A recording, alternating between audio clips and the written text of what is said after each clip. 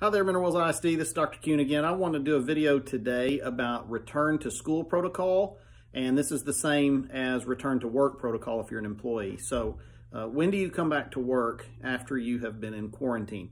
So first of all, there's two different types of quarantine. So if you've been in quarantine because you are sick and you're recovering, you can return to school or work if you're an employee after 10 days have passed since symptoms onset, and you've been fever-free for 24 hours without any medication, and your symptoms are gone.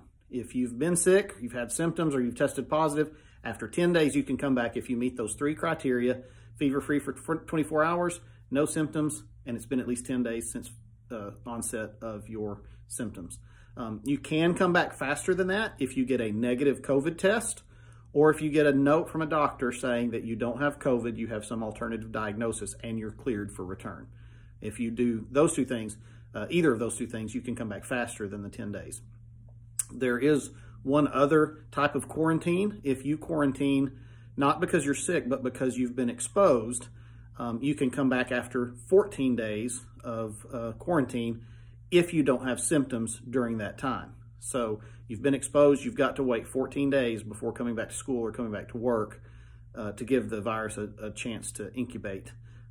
If during the 14 days you start to have symptoms, you need to go get you a test if you can, and then that will trigger, if you test positive or if you've got symptoms and aren't able to test, that will trigger a 10-day quarantine.